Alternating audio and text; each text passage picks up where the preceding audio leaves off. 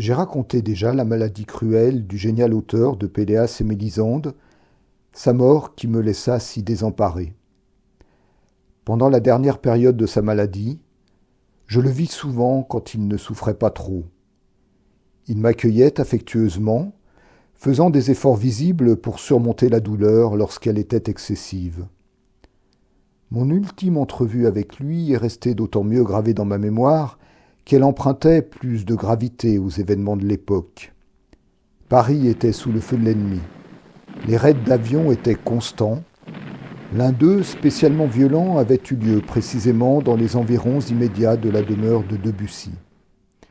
Je me rendis chez mon malheureux ami un soir, espérant le voir une dernière fois. Je savais ses jours comptés. Les ravages de la souffrance se lisaient sur son visage tellement expressif. Debussy, en m'apercevant, exprima son contentement. Il désira causer seul à seul avec moi.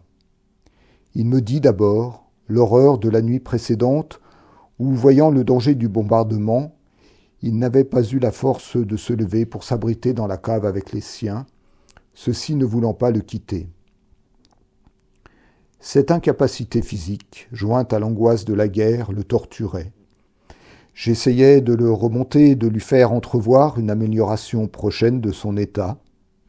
Il me remercia, puis, me regardant fixement avec ses yeux profonds qui déjà voyaient l'au-delà, il me dit que tout était fini, qu'il le savait, que c'était une question d'heures, très courte maintenant. Hélas, c'était la vérité. Devant ma dénégation, il me fit signe qu'il voulait me donner l'accolade, puis il me pria de lui passer une cigarette, sa dernière consolation. Je sortis de chez Debussy, fort bouleversé, ne conservant aucun espoir. Le surlendemain, c'était la fin.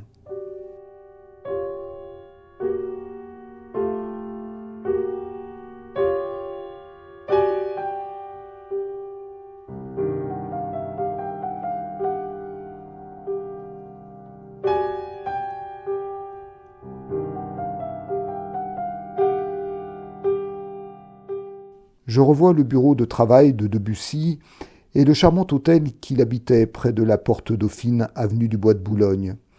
C'est dans ce bureau qu'il me fit entendre de si belles œuvres, de magiques harmonies en chassant des idées géniales. Debussy travaillait entouré de fleurs, hiver comme été. Elles encombraient son bureau. C'était une symphonie de couleurs qui était génératrice de sons. En me remémorant cette floraison, je me souviens du vers de Baudelaire. Les sons et les parfums tournent dans l'air du soir. Vers que Debussy a mis en épigraphe à l'un de ses admirables préludes pour piano.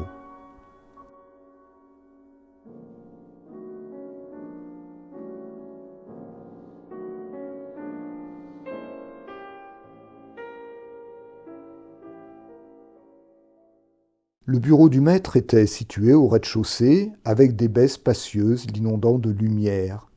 Il s'ouvrait sur le jardin entourant la demeure. La table, large, sur laquelle Debussy écrivit des chefs-d'œuvre, était encombrée d'objets japonais du meilleur style, parmi lesquels son favori, un crapaud de porcelaine, qu'il appelait son fétiche et qu'il emportait dans ses déplacements, prétendant ne pouvoir travailler sans l'avoir sous les yeux. Combien de fois ne m'a-t-il pas exprimé son ennui de la difficulté d'emporter avec lui, en villégiature, sa table de travail. Debussy était un sédentaire. Il avait le changement en horreur.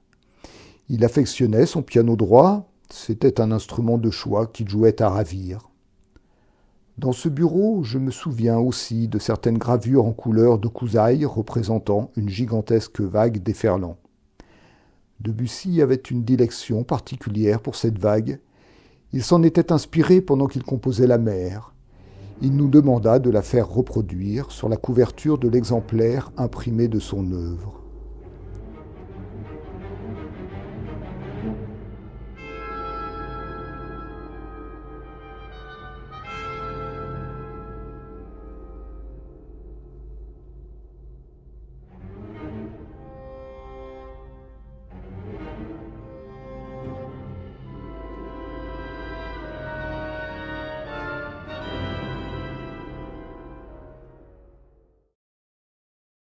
que tout cela est déjà loin.